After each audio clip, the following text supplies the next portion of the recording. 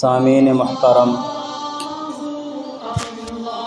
ربیع الاول کا مبارک مہینہ شروع ہو چکا ہے۔ ربیع الاول شریف یہ بہت عظمت اور احترام والا مہینہ ہے۔ ربیع الاول اسلامی سال کا تیسرا مہینہ ہے، اور ربیع الاول کے معنی اور مطلب یہ ہے کہ ربیع الاول یہ دو لفظوں کا مجموعہ ہے۔ ایک لفظ ہے ربیع اور دوسرا لفظ ہے الاول۔ عربی زبان میں ربیع کے معنی موسم بہار کے آتے ہیں، اور الاول کے معنی ہے پہلے کے آنا۔ تو ربیع الاول کا معنی اور مطلب یہ ہوا پہلا موسم بہار۔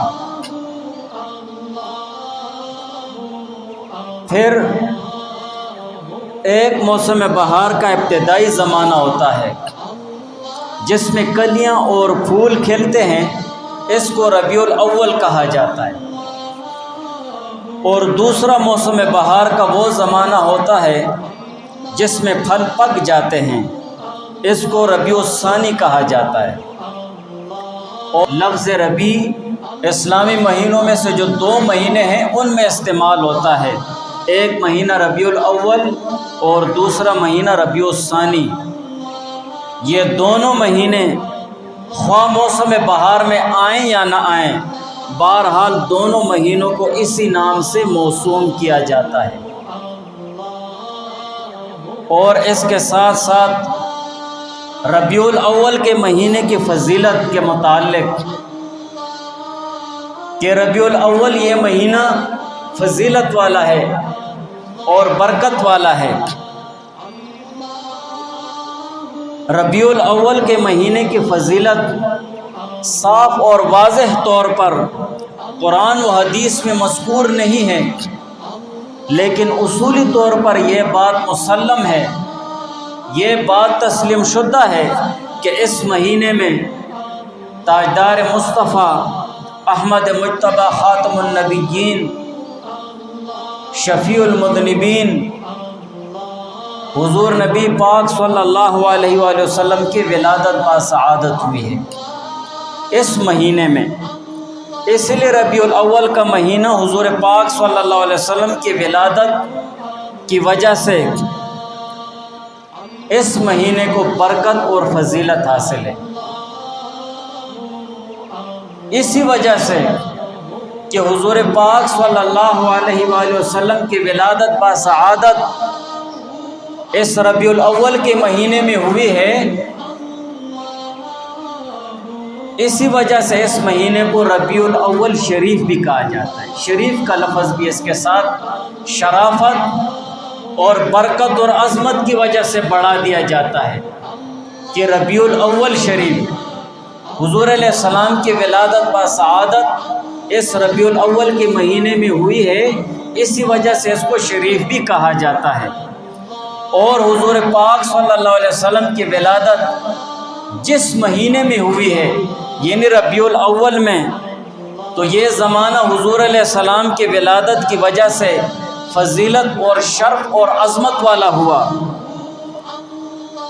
اور اسی کے ساتھ ساتھ جس طرح حضور علیہ السلام کی ولادت باسعادت کے ساتھ ربیع الاول کا مہینہ اور یہ زمانہ بابرکت اور عظمت اور شرافت والا ہوا، بالکل اسی طرح جس طرح کہ جس مکان میں حضور علیہ السلام کی ولادت ہوئی وہ مکان معظم اور محترم ہے، کہ یہ جگہ حضور علیہ السلام کی ولادت کی جگہ ہے، حضور علیہ السلام اس جگہ میں پیدا ہوئے ہیں اور آج تک وہ جگہ محفوظ ہے، زائرین جاتے ہیں اس جگہ کی زیارت کرتے ہیں۔ تو جس طرح حضور پاک صلی اللہ علیہ وسلم کی جائے ولادت یعنی جس جگہ میں حضور علیہ السلام کی ولادت باسعادت ہوئی ہے وہ جگہ عظمت اور شرافت اور برکت والی ہے اور تعظیم والی ہے، تو اسی طرح وہ زمانہ بھی شرافت اور عظمت والا ہوگا جس زمانے میں حضور علیہ السلام کی ولادت باسعادت ہوئی ہے۔ تو حضور علیہ السلام کی ولادت باسعادت ربیع الاول کے مہینے میں ہوئے، اسی وجہ سے یہ ربیع الاول عظیم اور برکت اور احترام والا مہینہ ہے۔ پس وہ زمانہ وہ مکان دونوں محترم ہیں جس کی نسبت حضور علیہ السلام سے ہوئی ہے، لہٰذا اس مہینے کی فضیلت کے لیے اور برکت اور عظمت کے لیے اتنا ہی کافی ہے کہ اس مہینے میں اور اس زمانے میں حضور علیہ السلام کی ولادت باسعادت ہوئی ہے۔ ربیع الاول کی فضیلت کے لیے اتنا ہی کافی ہے کہ حضور علیہ السلام کی دنیا میں تشریف آوری کے ساتھ اس کی نسبت بنی ہوئی ہے۔ اور اس ماہ کی فضیلت کو بیان کرتے ہوئے ایک شاعر نے کیا خوب کہا ہے، لہذا الشہر فی الاسلام فضل ومنقبۃ یفوق علی الشہور ربیع فی ربیع فی ربیع ونور فوق نور فوق نوری۔ لہذا شہر فی الاسلام فضل، کہ اس مہینے کو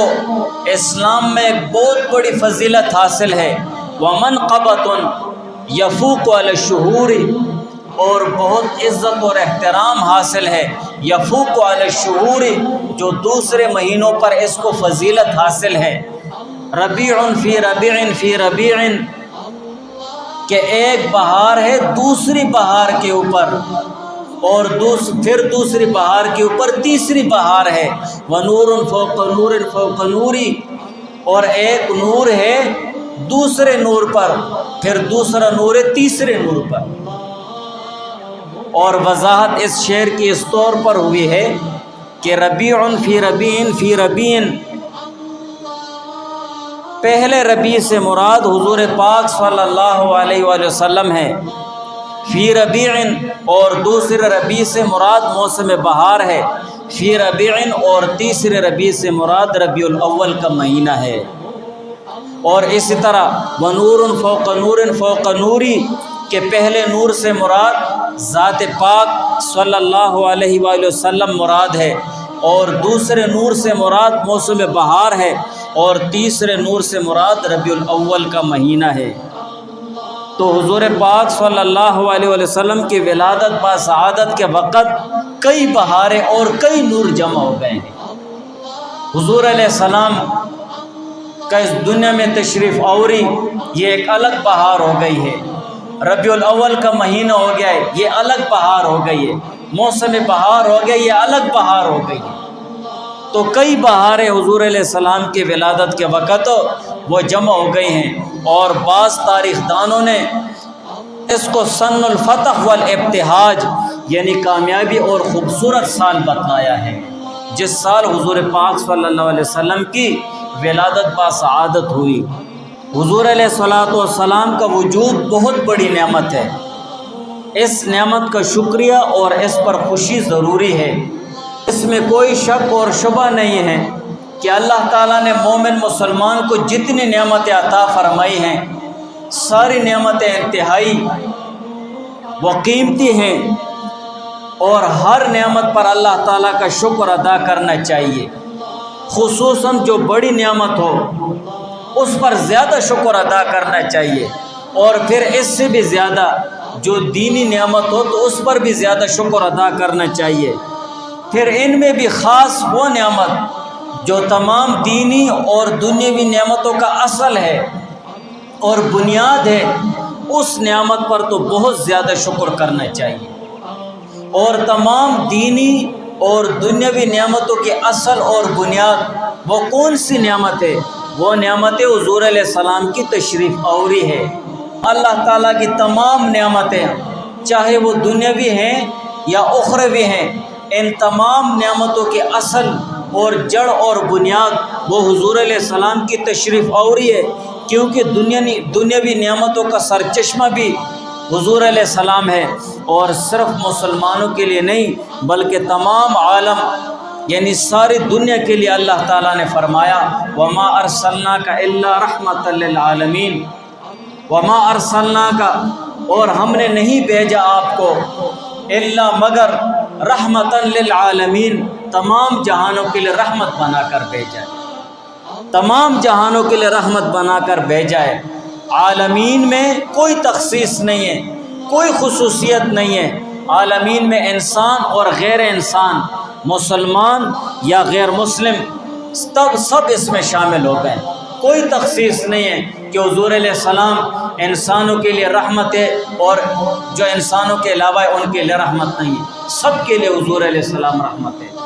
کوئی تخصیص نہیں ہے کہ حضور علیہ السلام مسلمانوں کے لیے رحمت ہے اور غیر مسلموں کے لیے رحمت نہیں ہے۔ سب کے لیے حضور علیہ السلام کا وجود مبارک اور حضور علیہ السلام کا دنیا میں تشریف آوری،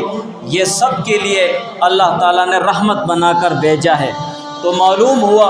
کہ حضور پاک صلی اللہ علیہ وسلم کا وجود ہر شے کے لیے باعث رحمت ہے۔ حضور پاک صلی اللہ علیہ وسلم کا ہر شے کے لیے رحمت ہونا ہے، یہ حضور علیہ السلام کا دنیا میں آنے سے پہلے ہو یا دنیا میں آنے کے بعد ہو، دونوں صورتوں میں حضور علیہ السلام سب کے لیے وہ باعث رحمت ہے کہ حضور علیہ السلام کے زمانے سے مقدم ہو یا مؤخر، کیونکہ اللہ تعالیٰ نے حضور پاک صلی اللہ علیہ وسلم کا ایک وجود سب سے پہلے پیدا فرمایا اور وہ نور کا وجود ہے کہ حضور پاک صلی اللہ علیہ وسلم اپنے نوری وجود کے اعتبار سے سب سے پہلے پیدا ہوئے، اور آخر زمانے میں اس امت کی خوش قسمتی سے اس نوری وجود نے جسد انصری میں جلوہ گر ہو کر تمام عالم کو ہدایت کے نور سے منور فرما دیا ہے۔ جسد انصری، یہ ہمارا جو جسم ہے اس کو جسد انصری کہتے ہیں۔ یہ اس جسد انصری کا وجود عناصر اربع سے ہے، 4 عناصر ہیں: آگ، پانی، مٹی اور ہوا۔ ان 4 عناصر سے انسان کا وجود ہے۔ تو حضور پاک صلی اللہ علیہ وسلم کا ایک وجود وہ وجودی نوری وجود ہے جو سب سے پہلے اللہ تعالیٰ نے پیدا فرمایا، اور دوسرا وجود وجود عنصری ہے کہ اللہ تعالیٰ نے اس نوری وجود کو وہ جسد عنصری میں جلوہ گر فرما کر تمام عالم کو ہدایت بنا کر اللہ تعالیٰ نے حضور علیہ السلام کو دنیا میں بھیج دیا۔ پس حضور علیہ السلام اولاً و آخراً تمام عالم کے لیے باعث رحمت ہے۔ جب حضور پاک صلی اللہ علیہ وسلم کا وجود تمام نعمتوں کی اصل اور جڑ ہے، اور اسی نعمت پر خصوصیت کے ساتھ اللہ تعالیٰ کا شکر ادا کرنا چاہیے، اور اسی نعمت پر سب سے زیادہ اللہ تعالیٰ نے وہ شکر اور خوشی منانے کا حکم بھی فرمایا ہے۔ اللہ تعالیٰ کا ارشاد ہے: قُلْ بِفَضْلِ اللَّهِ وَبِرَحْمَتِهِ فَبِذَلِكَ فَلْيَفْرَحُوا هُوَ خَيْرٌ مِّمَّا يَجْمَعُونَ۔ قل فرما دیجئے اے محمد صلی اللہ علیہ وآلہ وسلم، بفضل اللہ و برحمتہ، کہ اللہ تعالیٰ کے فضل اور اس کی رحمت کے ساتھ فبذالک فلیفرحوا، اسی کے ساتھ خوشی مناؤ۔ اصل خوشی منانا وہ اللہ تعالیٰ کے فضل اور رحمت کے ساتھ ہے، یعنی لوگوں کو چاہیے کہ صرف اللہ تعالیٰ کے فضل اور رحمت کو اصلی خوشی کی چیز سمجھیں، دنیا کے چند روز مال و متاع اور راحت اور عزت کو در حقیقت خوشی کی چیز نہ سمجھیں۔ وہ خیر مما یجمعون، جو اللہ تعالیٰ کا فضل ہے اور جو اللہ تعالیٰ کی رحمت ہے یہ اس سے بہت زیادہ بہتر ہے جو یہ لوگ جمع کرتے ہیں۔ لہٰذا اس آیت میں خوشی کا حکم ہے، تو اس خوشی کو کون روک سکتا ہے؟ حضور پاک صلی اللہ علیہ وسلم کی دنیا میں تشریف آوری یہ ہم مومن مسلمانوں کے لیے بہت بڑی عظیم و شان نعمت ہے اللہ تعالیٰ کی طرف سے۔ تو حضور علیہ السلام کے اس دنیا میں تشریف آوری پر جتنی بھی خوشی کی جائے اور جتنا بھی شکر ادا کیا جائے تو وہ کم ہے۔ اور اس آیت قل بفضل اللہ و برحمتہ فبذالک فلیفرحوا، اس آیت کی تفسیر اس مقام پر سیاق اور سباق پر نظر کرنے کے اعتبار سے اگرچہ آیت کے اندر فضل اور رحمت سے مراد قرآن پاک ہے، لیکن اگر اس فضل اور رحمت سے ایسے عام معنی مراد لیے جائیں کہ قرآن بھی اس کا ایک فرد بن جائے، اللہ تعالیٰ کے فضل اور رحمت سے ایسے معنی مراد لیے جائیں کہ قرآن بھی اس میں آ جائیں، تو اس سے معنی اور مطلب اس کا یہ ہو جائے گا کہ اللہ تعالیٰ کے فضل اور رحمت سے مراد حضور علیہ السلام کا قدوم مبارک، یعنی حضور علیہ السلام کی تشریف آوری مراد لی جائے۔ اس تفسیر کے مطابق جتنی نعمتیں ہیں، خواہ وہ دنیاوی ہوں یا دینی نعمتیں ہوں، اس میں قرآن پاک بھی داخل ہو جائے گا، سب اس میں داخل ہو جائیں گے۔ اس لیے کہ حضور پاک صلی اللہ علیہ وسلم کا وجود مبارک تمام نعمتوں کی اصل ہے۔ جتنی بھی نعمتیں اللہ تعالیٰ نے عطا فرمائی ہیں، تمام نعمتوں کے اصل تو اللہ تعالیٰ فرماتے ہیں کہ حضور علیہ السلام کے وجود پر خوش ہونا چاہیے، اس لیے کہ حضور علیہ السلام ہمارے لیے تمام نعمتوں کے لیے ایک واسطہ ہے، تمام نعمتوں کے لیے ایک واسطہ ہے۔ ہم کو اگر اللہ تعالیٰ نے ایمان دیا ہے، اسلام دیا ہے، اللہ تعالیٰ نے ہمیں رزق دے رہے ہیں، عافیت دے رہے ہیں، سکون دے رہے ہیں، خوشی دے رہے ہیں، اولاد دے رہے ہیں، مسلمان کے گھر میں پیدا کیا ہے، تو یہ تمام چیزیں کس وجہ سے ہیں؟ حضور پاک صلی اللہ علیہ وسلم کی بدولت سے، حضور پاک صلی اللہ علیہ وسلم کی وجہ سے ہے۔ پس ایسی بابرکت ذات کے وجود پر جس قدر بھی خوشی ہو کم ہے۔ دنیا میں اگر کوئی خوشی، کوئی شے خوشی کی ہے تو وہ یہی نعمت ہے، اور وہ حضور پاک صلی اللہ علیہ وسلم کا وجود مبارک ہے کہ اللہ تعالیٰ کی تمام نعمتوں میں سے سب سے بڑھ کر جو نعمت ہے تو وہ حضور علیہ السلام کی دنیا میں تشریف آوری ہے۔ تو ربیع الاول کا یہ مہینہ یہ برکت اور عظمت اور شرافت والا مہینہ ہے، اسی وجہ سے کہ حضور پاک صلی اللہ علیہ وسلم نے دنیا میں تشریف آوری کی ہے اور ولادت و سعادت حضور علیہ السلام کی ہوئی ہے، تو وہ ربیع الاول کے مہینے میں ہوئی ہے۔ تو اسی وجہ سے یہ ربیع الاول کا مہینہ یہ بہت احترام اور برکت والا ہے۔ اس مہینے کی فضیلت کس طرح حاصل ہوگی؟ ہے تو یہ مہینہ بہت احترام والا ربیع الاول کا مہینہ، لیکن اس مہینے کی فضیلت اور اس مہینے کی برکت ہمیں کس طرح حاصل ہوگی؟ سب سے پہلے ہم کو اس مہینے کی فضیلت تب حاصل ہوگی جب ہم اس کا احترام کریں، ہم اس کا احترام کریں، اور اس کا احترام کرنے کا طریقہ یہ ہے کہ حضور پاک صلی اللہ علیہ وسلم کے تمام اعمال اور تمام سنتوں پر زندگی پر عمل کرنا چاہیے۔ دین اور دینداری کو ایک سال، ایک مہینے، ایک ہفتے اور ایک دن اور ایک وقت کے ساتھ خاص نہیں کیا جا سکتا، یہ تو ساری زندگی ہمیں حضور علیہ السلام کے سنت طریقوں پر عمل کرنا ہے۔ ہاں، ربیع الاول کا مہینہ آ گیا ہے، مسلمانوں میں ایک جذبہ پیدا کرنے کے لیے حضور علیہ السلام کی سیرت بیان کرو، مسلمانوں میں ایک جذبہ پیدا کرنے کے لیے حضور علیہ السلام کے اخلاقیات بیان کرو، حضور علیہ السلام کی ولادت بسعادت کے ساتھ حضور علیہ السلام کے غزوات بیان کرو کہ غزوہ بدر کیسی لڑی گئی ہے، غزوہ خندق کیسی لڑی گئی ہے، اس میں حضور علیہ السلام کا کیا طرز عمل تھا اور صحابہ کا کیا طرز عمل تھا۔ تو سب سے پہلے ربیع الاول میں خوشی منانے کا طریقہ یہی ہے کہ ہم مومن مسلمان حضور علیہ السلام کے سنت طریقوں پر اور حضور علیہ السلام کے طریقوں پر عمل کرنا شروع کر دیں، عقائد کے حوالے سے، اخلاقیات کے حوالے سے، معاشرت کے حوالے سے، معاملات کے حوالے سے، اور سب سے زیادہ ضروری یہ ہے کہ ہر گناہ سے بچ جائے۔ خوشی نہیں مناتے ہو، سیرت نہیں بیان کرتے ہو، اخلاقیات نہیں بیان کرتے ہو، کچھ بھی نہ کرو، بس گناہ سے بچ جاؤ۔ حضور پاک صلی اللہ علیہ وسلم کی دنیا میں تشریف آوری یہ ایک عظیم الشان نعمت ہے، اس کا شکر کس طرح ہونا چاہیے؟ سب سے ضروری عملی شکر ہے کہ ہم عملی طور پر حضور علیہ السلام کی دنیا میں تشریف آوری جیسے عظیم الشان نعمت، اس کا شکر عملی طور پر ادا کریں کہ حضور علیہ السلام کے سنت طریقوں کو اپنائیں، اپنی زندگی میں ان کو لائیں، اور اسی طرح حضور علیہ السلام کے سنت طریقوں کو توڑنا اور حضور علیہ السلام کے مبارک اعمال کو چھوڑنا، ان کو ہم ترک کر دیں۔ اور اسی کے ساتھ ساتھ اگر ہم مجالس اپناتے ہیں، ہم مجالس منعقد کرتے ہیں، ہم میلاد مناتے ہیں، قرآن اور حدیث کے حوالے سے مطلق میلاد منانا منع نہیں ہے، لیکن قرآن اور حدیث کے اصولوں کے مطابق ہونا چاہیے، قرآن اور حدیث کے اصولوں سے ہٹ کر نہیں ہونا چاہیے۔ آج حضور علیہ السلام کی ولادت با سعادت پر خوشی منانا یہ ہر مومن مسلمان کا ایمانی جذبہ ہے،